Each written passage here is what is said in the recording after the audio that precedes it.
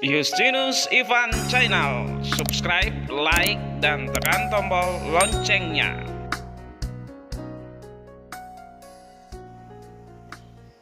Hai untuk kelas 5, ketemu lagi bersama Bapak Justinus terbuat di pembelajaran PKN kita pada pagi hari ini. Bagaimana kabar kalian? Bapak harap semuanya sehat-sehat dan tetap bersemangat untuk hari ini untuk mengikuti pembelajaran hari ini. Oke, Bapak sapa dulu ya. Selamat pagi, semangat pagi, tetap bersemangat ya. Oke, kemarin kita sudah masuk di subtema 2 di pembelajaran 3 tentang menjelaskan manfaat persatuan dan kerukunan dalam keragaman di masyarakat di buku 5G ya. Nah, pada hari ini kita akan masuk di pembelajaran 4 ya, di pembelajaran 4 tentang menjelaskan unsur-unsur kebudayaan dalam masyarakat. Menjelaskan unsur-unsur kebudayaan apa saja unsur-unsur kebudayaan dalam masyarakat ya, nanti kita akan bahas di situ. Tetapi sebelum kita masuk dalam pembelajaran kita, biasanya kita awali dengan doa.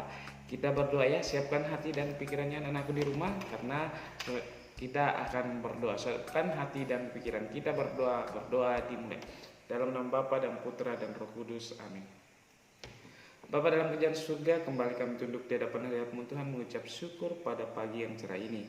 Tuhan, sebentar lagi kami akan memulai pembelajaran daring kami. Pimpin kami, sertai kami Tuhan. Semoga apa yang kami pelajari pada hari ini dapat kami pahami dengan baik. Inilah doa yang kami panjatkan melalui perantaraan Kristus, Tuhan dan Juru Selamat kami. Amin. Dalam nama Bapa dan Putra dan Roh Kudus, amin. Oke, kita langsung saja ke pembelajaran kita hari ini. Siapkan buku paketnya, alat tulisnya, kemudian perlengkapannya pada hari ini untuk mengikuti pembelajaran kita ya. Langsung saja buka buku paketnya halaman 64 ya, di buku 5G ya. Di situ lihat di situ unsur-unsur kebudayaan dalam masyarakat, menjelaskan unsur-unsur kebudayaan di dalam masyarakat. Perhatikan di situ. Tarian yang ada di Indonesia amat beragam. Tarian yang ada di Indonesia merupakan hasil dari budaya. Itu salah satu budaya. Budaya merupakan segala sesuatu yang dihasilkan oleh akal budi manusia. Adapun unsur-unsur dari kebudayaan antara lain sebagai berikut di halaman 65. Nah, ini unsur-unsur kebudayaannya. Yang pertama, peralatan dan perlengkapan hidup. Nah, apa itu ya? Peralatan dan perlengkapan hidup merupakan semua sarana dan prasarana yang digunakan manusia untuk memenuhi kebutuhan hidup. Contohnya, makanan, kemudian pakaian, tempat perlindungan dan perumahan, serta alat-alat transportasi. Itu salah satu unsur-unsur kebudayaan. Ya, di situ kita tahu bahwa budaya merupakan segala sesuatu yang dihasilkan. Ini kan dihasilkan oleh manusia ya. Kemudian yang kedua, mata pencarian hidup. Sistem mata pencarian hidup adalah segala usaha manusia untuk mendapatkan barang atau jasa yang dibutuhkan. Beberapa usaha yang dapat dilakukan antara lain berburu, mengumpulkan makanan, bercocok tanam, perikanan, peternakan, dan perdagangan. Itu salah satu. Yang ketiga, sistem kemasyarakatan. Sistem kemasyarakatan merupakan kelompok orang yang merasa satu dengan sesama. Sistem kemasyarakatan meliputi kekerabatan, asosiasi, sistem kenegaraan, sistem kesatuan hidup, dan perkumpulan. Itu yang ketiga, unsur kebudayaan yang ketiga. Nah, yang kelima, kesenian. Kesenian adalah ekspresi manusia akan keindahan yang dapat dinikmati dengan mata ataupun telinga. Kesenian secara umum dapat dibedakan menjadi seni rupa dan seni suara, seni tari dan seni drama. Itu salah satu, itu yang muncul dari akal budi manusia ya, salah satunya unsur budaya. Nah, yang keenam, sistem pengetahuan. Ini muncul juga ya dari budaya, itu merupakan, itu adalah muncul dari akal budi manusia. Jadi sistem pengetahuan adalah segala sesuatu yang diketahui manusia tentang lingkungannya. Pengetahuan yang dimiliki manusia digunakan untuk bertahan hidup. Nah, kenapa kita bersekolah? Kenapa kita menuntut ilmu? Supaya kita dapat bersaing untuk bertahan hidup. Jadi kalau kita tidak tahu apa-apa ya kita ketinggalan. Jadi kalian yang ada di rumah rajin-rajin belajar supaya nanti kalau kalian sudah dewasa kalian bisa bertahan hidup. Belum tentu kalian bersama orang tua kalian terus, tetapi nanti kalian akan mandiri ya, berarti sendiri. Jadi bagaimana kalian kalau kalian ilmunya rendah, berarti kalian yang di belakang. Jadi itu sekarang kalian mulai untuk belajar yang bagus. Nah itu. Yang ketujuh, religi. Religi atau kepercayaan adalah suatu bentuk keyakinan manusia terhadap Tuhan yang Maha Esa. Religi berkaitan dengan agama yang dianut seseorang.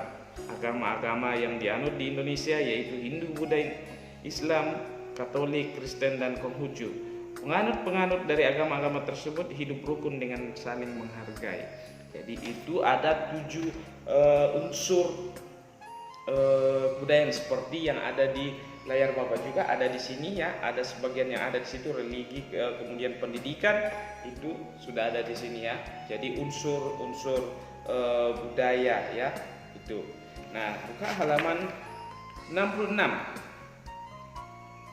Berdasarkan unsur-unsur uraian materi unsur-unsur budaya yang telah kita pelajari tadi. Nah, di sini karena di sini kalian tulis 7 unsur budaya. Nah, kemudian kalian berikan contohnya. Di sini ada beberapa contoh seperti peralatan dan perlengkapan. Di situ sudah ada contohnya ya. Jadi yang lain masih ada yang lain. Kalian cari contoh yang lain. Kalian kerjakan di buku tugasnya ya. Di sini berdasarkan uraian materi unsur-unsur budaya yang telah kalian pelajari, ayo lengkapi tabel berikut. Jadi di sini ada 7 unsur budaya kalian tulis, kemudian kalian tulis juga contohnya ya. Contohnya di situ paling maksimal 5 ya. Di situ maksimalnya, berarti minimalnya 3. Nah, 3, 4, 5, 3 atau 4 atau 5. Itu kalian tulis contohnya di situ ya. Itu tulis di buku tugasnya, kemudian kerjakan dengan serius. Jangan asalkan mengerjakan, yang penting ada di kumpul, itu tidak ya. Itu nanti mempengaruhi nilai kalian. Tugas yang kalian kumpul bukan cuma mengumpulkan tugas, bukan Bapak Ibu cuma meriksa bagaimana, tapi Bapak Ibu guru itu memeriksa. Jadi kalian harus kumpul baik-baik ya.